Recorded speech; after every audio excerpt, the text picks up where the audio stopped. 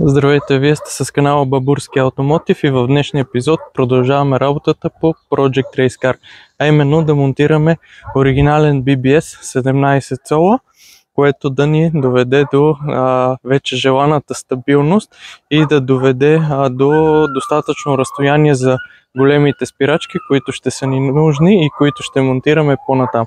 Преди това благодаря на всеки абонирал се за канала и на всеки оставил коментар под видеото. Така наистина помагате за неговото развитие. А сега, нека ви покажа джанти. Това са и джантите, 5 броя. Оригинален BBS, произведен за Audi 17. Монтират се на някои A4 B5, като модела се води RC326 ET43. Джантите, както казах, са 5 броя. Бяха измити, изчистени, старото лепило двойно лепещо съборено, махнато, след което бяха свалени старите гуми, тъй като бяха зимни и едната беше пръсната. Съответно търсех летни гуми, които да сложа 225 на 45-17, тъй като на 4B5 с тези джанти им дават този размер гуми, така че търсех точно такива. И тук е момента да благодаря на Динко от Сливен, който видях, че продава тези гуми и му писах, нали, с интерес да ги купя. Човека директно ми ги подари, само каза, ела си ги вземи. Така че благодаря му, че ми подари реално тези гуми да мога да ги карам на бегачи. Като цяло не търсех нещо претенциозно, просто да е този размер и да са 4 еднакви. Както може да видите, имат си значително доста грайфер и единствено, че са понацепени тук по ръбчетата. Ето тук се вижда малко повече, но за тази цел са, бих казал, перфектни и за не тази цел пак са си доста добре, а за тази цел са перфектни. Монтирал съм алуминиеви вентили, просто такива намерих, не че конкретно това съм искал, но идеята беше да сменя вентилите, да знам, че няма да имам проблеми. Общо взето джантите, това е което мога да кажа за тях. Имат си доста забележки, ето тук може да видите тази, най-вече пък резервната с окис. Другите нямат окис, но пък имат много надирания и забележки, но въпреки това не ми пречи, тъй като са за бегачката и такива дребни забележчици въобще не са ми от значение. Важното е, че са оригинални, хубава марка, за оригинално вграждане, леки са и с 17 могат да поберат големите спирачки, които искам да сложа. Мисля, че е време да сваляме старите джанти, 16, които ги бях сложил временно, просто докато тези се мина тази процедура с миене, чистене, новите гуми и така нататък. Така че сега трябва да сваля старите и да монтирам тези. Като към джантите ще има и едно друго пояснение или лайфхак. Доста хора ме питат как да си повдигнат леко предницата и какви подложки, втулки и така нататък могат да използват. И сега ще ви дам едно лесно решение на проблема. Оригиналните предни амортисьори с ето такива чашки от долната страна на самия амортисьор. Те не са заварени, а са просто набити или сложени. Може да бъде извадена и често срещан апгрейд, така да се каже, е подлагането на втори чифт чашка, която повдига реално, играе ролята на втулка. Но тъй като съм ползвал доста какви ли не втулки, пробвах между пружините, между навивките, пълен буклук, не става. Пробвах с такива, които седят под пружината, гумени. В моя случай аз исках 40 мм, взех 40, сложих, като за слагането изглеждаше супер, но още на първите 50 на километри гумата поддаде, пружината се изкриви и започна да трие в амортисьора, което не ме устройва, така че и този вариант отпада. И това е решението, което намерих, видях и предпочитам вместо останалите. Да, може да се направи и на стругар, втулка само, която да е с размера на амортисьора, която да се подложи под тази чашка там. Но и това върши работа. Даже ако някой му се занимава и се заиграва, може да си го отреже тук по ръба и така ще стане само втулчица. Но аз няма да се занимавам, тъй като и това е временно. Просто, както виждате, гумата е в калника. Калника е стъкломат и ме страх да не го щупя без да искам. Затова временно ще сложа ето тези да го вдигнат, тъй като с здрави пружини колата седи прекалено високо заради олекотяването. Тези са отрязани, но пък съм се престарал с рязането и както виждате седи по-ниско. За по-натам са предвидени коиловъри, но за сега временно това е решението. Така че ще ви покажа и това. Реално колко се вдига колата. По мои наблюдения, колкото се подложи, с толкова се вдига. Тоест, тук се очаква вдигането да е ето толкова. Това колко ще дойде? 2 пръста. Горе-долу с 2 пръста трябва да се вдигне и колата. Така, мисля, че това е достатъчно пояснение. Сега да се захващам за работа, тъй като ще имам проблеми с крика. Няма да мога да го вкарам и ще бъде доста игра.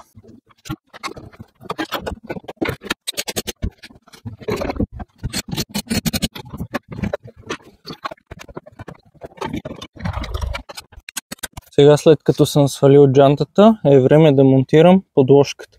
За да бъде монтирана, трябва да бъде свалена амортисьора. В моя случай това ще е значително по-бързо, отколкото при който и да е било друг. И имам един болт ето тук отгоре, който ще развия. Тук отгоре съм си махнал тапичките, развивам тези 2 13 и реално само с тези 3 развивания би трябвало да мога да извадя амортисьора с пружината, който да разглобя, за да мога да монтирам чашката. Започвам. След като амортисьора е вече разглобен, трябва да сложим чашката, като ще гледам да я сложа по същия начин да седи, както е долната й част. Така, вече удря на твърдо, така че най-вероятно това е максимум, който може да слезе. И ето така седи с двойна чашка. Както казах, най-вероятно който му се играе, може да се изреже долната част, да стане само като втулка, но в случая на мен ми трябва временно и за да покажа на вас. Така че чашката е сложена, сега си връщам пружината и връщам на колата обратно. Самото разглобяване не съм ви го показвал, тъй като не е нищо сложно. С пружина се стиска, с стяга се стиска пружината, за да може да се свие. Развива се отгоре болта и се разглобява. Наобратно по същия начин. В случая на спортните пружини понякога даже се получава и без пружина, тъй като тя е доста свита и почти на така освободена без наклата е доста хлабава и реално не отскача при развиване, но за всеки случай скобата стиска се пружината и се разглобява. И сега обратно.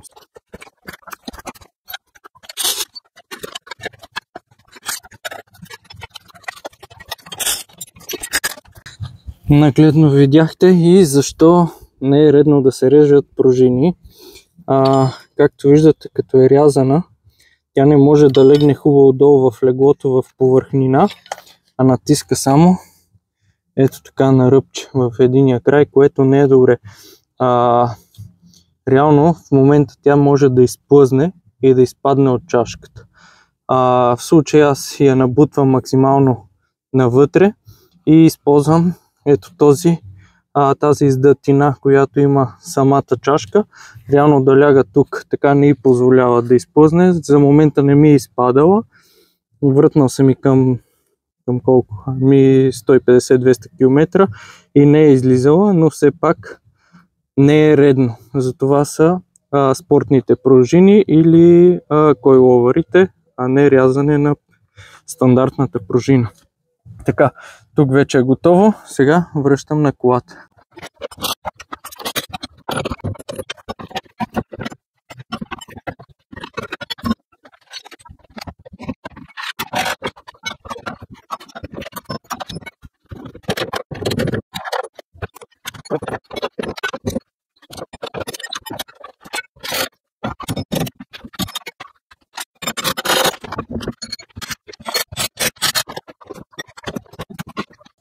Ето това е резултата с джантите. Като може да видите, височината е приблизително толкова, около 2 пръста по-надолу от калника, а преди това тъкмо влизаше в калника, което е в момента е супер. Може би иска една идея още по-високо, но за в момента е добре.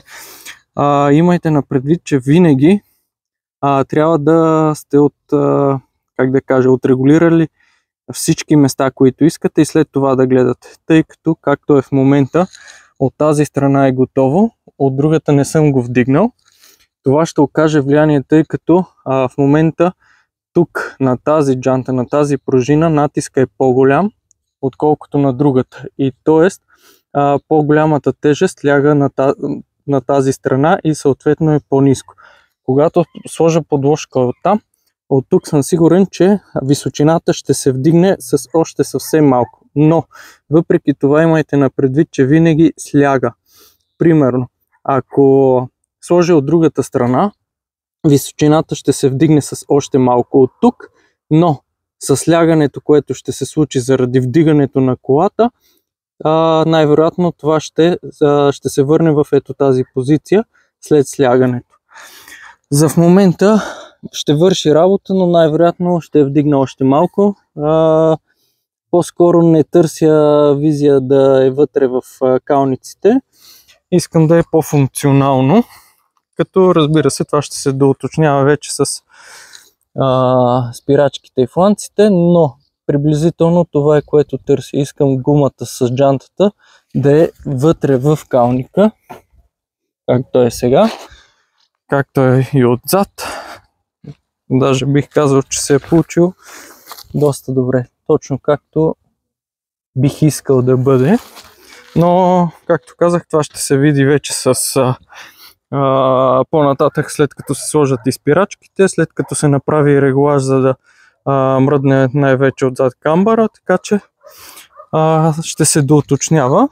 Но за в момента отпред и отзад 40 мм фланци с джантите BBS ET43 на RS раздувки. Перфектно. Точно така искам да бъде. Не искам да е прекалено близо до калника, не искам да е вътре в калника, искам да има пространство, за да може колата да се кара спокойно, да нямам притеснение, че при навит волан, тъй като гумата ще излезе насам, разстоянието е един пръст и при удар, да речем в неравност,